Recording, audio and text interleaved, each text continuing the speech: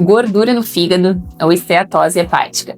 Talvez tu tenha visto isso num check-up teu, ou talvez tua gineco tenha pedido uma ecografia de abdômen e tu tenha descoberto, e eu já vou te explicar todos os detalhes. Meu nome é Julia Araceschi, eu sou médica e eu vejo muito isso no consultório. Então, no início, tu até tinha, assim, um fígado normal, lisinho, com as bordas bonitas. Quando tu tinha lá teus 20 anos, que tu fazia exercício, tu até bebia e comia mal no final de semana, mas no geral teu corpo até perdoava um pouco essa tua atitude. Mas ao longo do tempo, com o passar de 10, 15 anos, talvez tu tenha ido fazer um check-up e descobriu que na verdade tu estava com esteatose hepática. Então o teu fígado começou a acumular gordura dentro dele. Vocês não acham isso curioso? Como é que é a gordura que às vezes a gente correlaciona a gordura que eu comi foi parar dentro do meu fígado? Vocês não acham isso curioso? O mecanismo disso envolvido tem vários, mas o principal deles é a resistência à insulina, que é muito famosa em relação à diabetes, por exemplo. Então tem muita gente que reconhece a resistência à insulina correlacionada diretamente com ter diabetes ou usar insulina. Não é bem assim, mas esse mecanismo é muito famoso por causar esteatose hepática, conjugado ao que a gente chama de lipólise do tecido adiposo visceral. Então, sabe aquela barriga dura de gordura, aquela gordura que não é igual à gordura do tchauzinho, não é igual à gordura aqui do culote, é uma gordura dura dentro do abdômen. Então, um conjunto dessas duas coisas fazem com que a gordura que a gente tem no nosso corpo vá até o nosso fígado e se deposite lá. Bom, isso tem várias explicações, mas uma das principais delas é correlacionada com a resistência à insulina. Então, esse termo, resistência à insulina, ele se tornou muito famoso porque as doenças metabólicas ficaram famosas também. Então, obesidade, diabetes, síndrome do ovário policístico, se tornaram um conglomerado de coisas famosas em que a gente conhece e reconhece a resistência à insulina. O jeito que a resistência insulínica acaba afetando a nossa gordura no fígado, na verdade, tem muito a ver com o nosso tecido gorduroso visceral. Então, que é aquela gordura que se concentra dentro da barriga, aquela barriga dura, barriga de cerveja, sabe? Não é igual a gordura que a gente tem nos colotes, ou então na gordura do tchauzinho, não é igual a gordura do nosso rosto, por exemplo, é uma gordura metabolicamente ativa. Essa é a que faz mal. E a resistência insulínica faz com que o adipócito, que é a célula de gordura, ela fique relativamente sem freio, que a gente chama. Então ela começa a quebrar e quelar, que a gente chama, que é a lipólise. Então a quebra do adipócito, da célula de gordura, faz com que os componentes dentro dessa gordura, que são os ácidos graxos, então a gordura dentro da célula de gordura saia pelo sistema e vá até a veia porta, que é o sistema que recebe todo o sangue do fígado.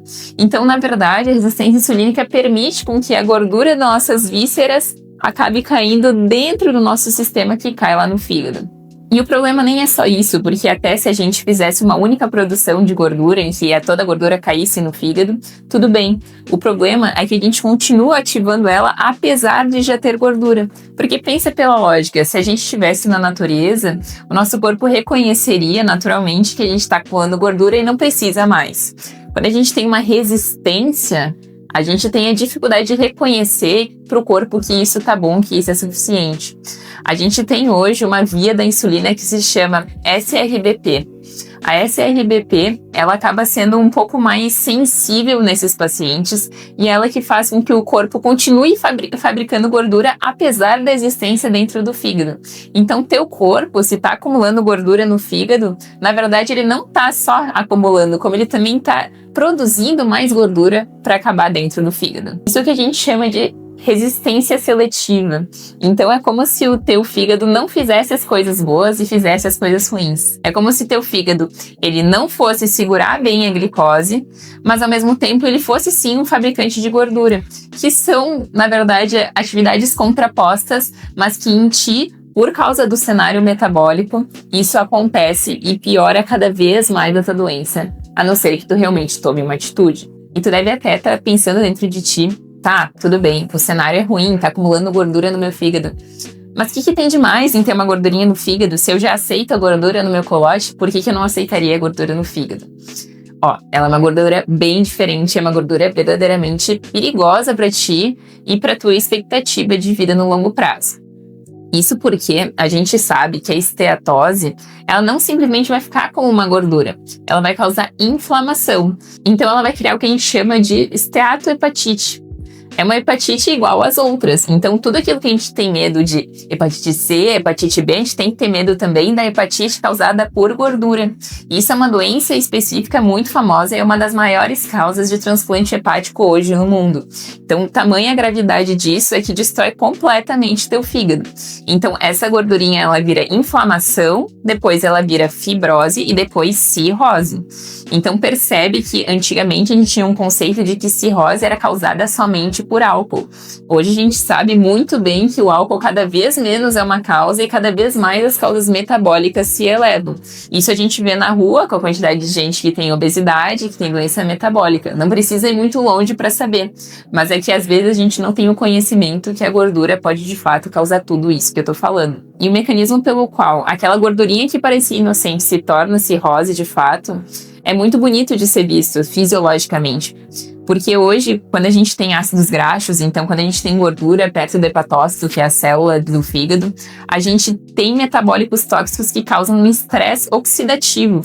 Estresse oxidativo é muito parecido com enferrujar. É como se tu deixasse gordura perto do fígado, é como deixar um ferro no tempo. Isso vai enferrujar e vai oxidar, vai causar uma disfunção mitocondrial, então vai acabar com a função daquela célula e no último caso ela vai virar quase como se fosse uma cicatriz, por isso a fibrose. Então as células do fígado, elas acabam eliminando toxinas inflamatórias. Então quando a gente tá ali machucando o fígado o tempo todo, a gente tá causando inflamação no nosso corpo. É por isso que a gente tem essa sensação, depois que a gente tem uma doença metabólica que envolve a gordura no fígado, que a gente tá sempre inflamado, sempre com uma sensação que tudo nos estraga, indisposto. Bom, todos os dias da tua vida a gordura tá oxidando e gerando metabólicos inflamatórios. Então, todos os dias da tua vida tu tá ali com uma fonte de inflamação dentro do teu corpo que precisa ser resolvida. E toda essa inflamação que a gente tá falando, como qualquer outro tecido do corpo, se a gente fica inflamando e sarando, inflamando e sarando, inflamando e sarando, vai ter uma hora que aquilo vira uma cicatriz. Assim como na nossa pele, se a gente tiver um corte, quando ele sarar, ele vai ficar uma cicatriz, não vai ficar igual à pele antigamente, assim acontece com o fígado também. Então a gente tem uma inflamação tão extenuante no nosso corpo, por tanto tempo sendo ignorada por ti naqueles exames, que eventualmente é como se teu fígado virasse só uma carapaça sem função, que é basicamente a cicatrização ali do teu fígado. Então, óbvio, como se não fosse mal o suficiente tu poder ter a chance de virar cirrótico, de não ter um fígado que funciona, que é um órgão vital para o nosso corpo, mesmo que tu não vire cirrótico, mesmo que tu tenha somente um processo inflamatório do teu fígado. Esse processo inflamatório, ele gera muitas citocinas que vão deixando o teu corpo em outras áreas inflamado também. Então a esteatose também é visto como um prognóstico negativo de perda de peso, por exemplo. Mas agora sobre a solução da esteatose hepática. Uma das únicas e poucas soluções que a gente tem hoje é a perda de peso. Para pessoas que ainda não estão no estágio de fibrose, que ainda estão no estágio mais de gordura, inflamação, é possível regredir praticamente tudo. Então a gente consegue manter um nível muito bom de controle da doença com um controle do peso. E esse controle de peso vai desde medidas conservadoras, com dieta, exercício, até para quem precisar utilizar medicação, canetas, até para quem realmente vai precisar de, por exemplo, uma cirurgia bariátrica, porque já tá um pouco mais grave. Independentemente da escolha terapêutica que tu fizer com teu médico ou comigo, o importante é tratar. A chance que tu tem hoje de reverter tua esteatose, talvez tu só tenha hoje. Talvez daqui a 10, 15, 20 anos tu não tenha mais essa chance. E convenhamos, com a nossa vida corrida, com o nosso dia a dia apertado, é bem fácil a gente ignorar esse tipo de problema, principalmente sendo completamente assintomático. Então não deixa de procurar ajuda, não deixa de consertar esse problema, não deixa de se informar sobre isso. É muito importante tu fazer isso hoje, não amanhã.